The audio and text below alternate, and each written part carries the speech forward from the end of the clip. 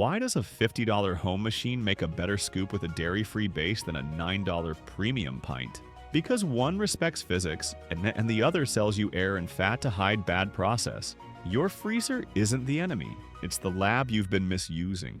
In this video, I'll map the water you can't see, the solids you're missing, and the speed your churn never had. You'll learn how to age a base, pre-chill gear, and tune fat coalescence so a vegan mix freezes like dairy, without the grit. You've heard the pitch. More cream, more premium, more luxury in the spoon. Yet in blind texture tests, leaner, smarter mixes win. Why? Because your mouth measures crystal size, not label swagger. And most premium pints are padding fat to distract from sloppy water control. Let's pull back the curtain. Premium is branding code for fat plus nostalgia. It sells a milkmaid fantasy while ignoring the metric that governs texture. How much water is left unbound and how fast that water locks into microcrystals. When the formulation manages water and builds total solids with intent, cream becomes optional. When it doesn't, you get frost and regret, even at $8 a pint. Here's the contradiction the ads won't touch.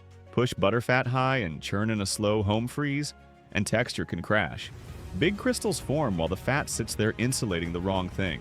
The problem, not the solution. Your spoon meets shards, not silk. The science is simple and unforgiving. Ice crystal size drives mouthfeel.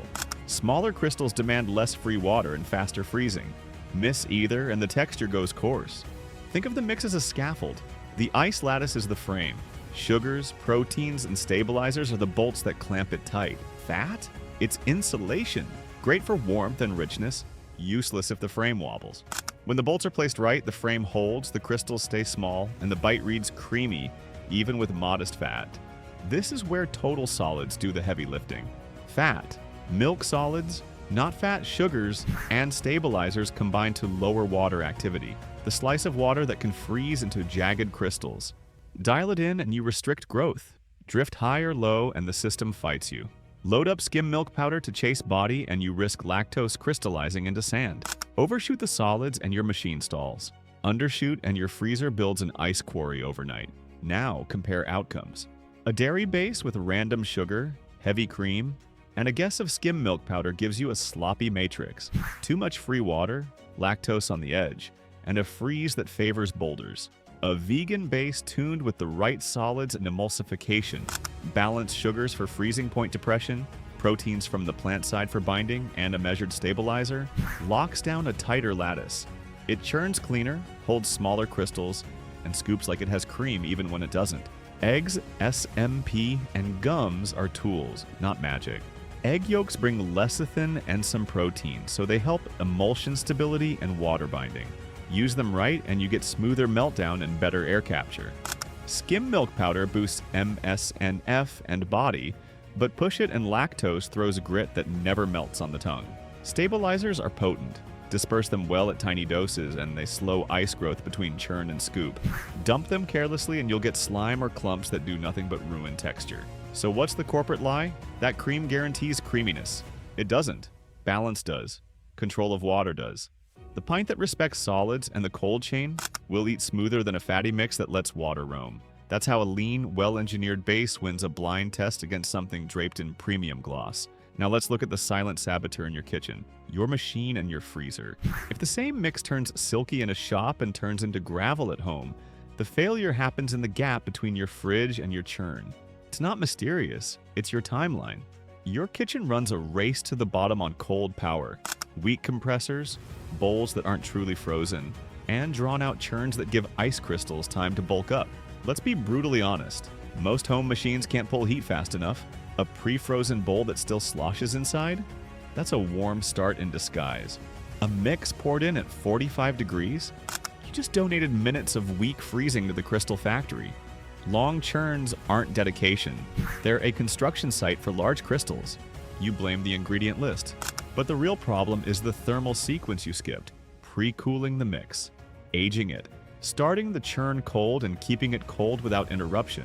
When any one of those breaks, the structure collapses. You didn't get low-fat failure.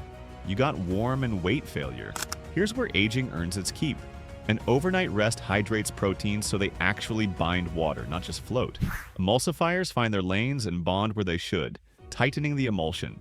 Fat begins to crystallize into a network that's ready to partially coalesce during churn. That means cleaner air capture, smaller ice nuclei, and a scoop that stays tight instead of leaking melt. Run your hardware like it matters. Freeze the bowl until you hear nothing inside. No gel slosh, no wishful thinking. Chill the mix to near fridge bottom, around just above freezing. Park your storage container in the freezer ahead of time.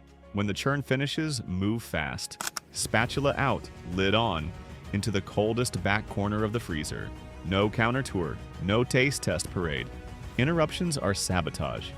Starting and stopping lets the mix warm, then refreeze into bigger crystals. Keep the churn running. Add time before it times out. Fast nucleation builds many small crystals. Temperature swings consolidate them into rocks. That's the whole game. Race to create a lot of tiny seeds, then lock them in place by denying them heat. Domestic machines don't pump much air. Overrun is low, so you can't fluff your way to body. You have to engineer it. Use solids and viscosity to carry structure. Balanced sugars for freezing point control. Enough proteins to hold water. And stabilizers dosed with a light hand. You're building a chassis, not a helium balloon. Now the vegan edge. Get your emulsion right while warm, so fats disperse cleanly. After the overnight age, hit it briefly again to re-emulsify before the churn.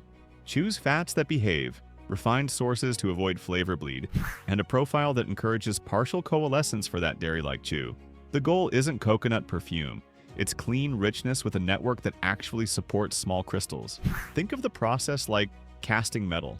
You want a flood of tiny grains as it sets, not a few giant ones. The way to get that is cold start, fast pull down, then zero thermal drama. Every extra minute in the danger zone is a gift to recrystallization later in storage. Do this and the machine stops looking like the villain. It was your process. When you control the cold chain and do the math on solids, even a bargain churn produces a dense dairy-like scoop without dairy, without sludge, and without icy shards. You've seen the physics. Now fix your batch with a diagnostic map you can run tonight.